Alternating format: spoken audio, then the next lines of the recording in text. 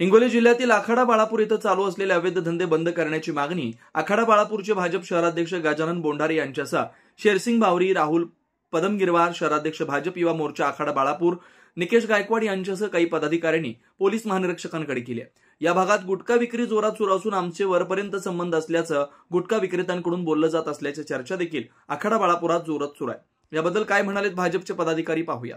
अगोदर बाळापूर पोलीस स्टेशनला दिलं होतं, त्याच्यानंतर हिंगोलीला एसपी साहेबाला दिलं आणि आता नंतर अध्यक्ष साहेबाला दिलं, आयजी साहेबाला दिलं। याच्यामध्ये बाळापूरमध्ये काही जरी सांगलं पोलीस स्टेशनला तर कोणीही काही तक्रार घ्यायला तयार नाही।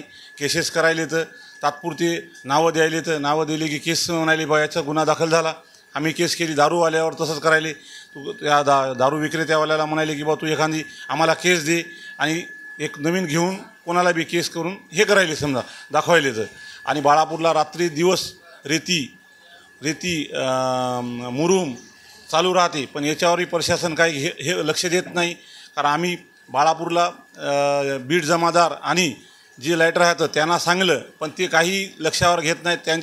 त्यांचे ते संपर्कामध्ये या नंबर 2 वाल्याच्या संपर्कामध्ये आहे। तर त्याच्याजवळ आता बी मोबाईल त्याचा ट्रेस केला तर मोबाईलमध्ये नंबर सेव्ह राहणार, रेकॉर्डिंग राहणार, सगळं राहणार, पण याच्यावर कोणी लक्ष देईन झालं। आमचं म्हणणं काही नाही, समजा बाळापूरचे अवैध धंदे बंद व्हावं नाही तर आम्ही अवैध धंदे मटका गुटखा दारू रेती हे अवैध हर एक धाब्यावर सहजपणे दारू मिळत आहे। कोणती बी दारू देशी विदेशी कोणती बी दारू मिळत आहे आणि गुटखा बी सरास पानपट्टी किराणा दुकान कुठेही भेटत आहे। अशा प्रकारे शाळा आहेत, मुलं शाळेत जातात, विद्यार्थी हे शाळा कॉलेज आहेत त्याला भरपूर त्रास होते। सर्वसामान्य जनतेला बी या गोष्टीचा त्रास होते।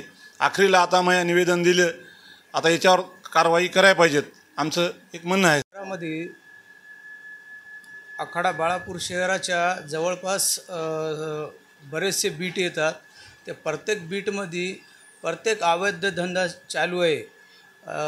पत्त्याचा असो किंवा मटक्याचा असो किंवा इतर कुठली जुगार असो, प्रत्येक अवैध धंदे चालू आहे आणि त्याच्यामुळं तरुण पिढी त्याच्या जास्ती बळी पडत आहे।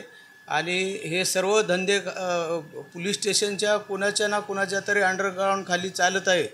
हे प्रत्येक बीटला जो बीट जमादार असतो त्याला हे पूर्ण त्याची कल्पना आहे आणि याच्यामध्ये त्यांचं पण सहकार्य आहे।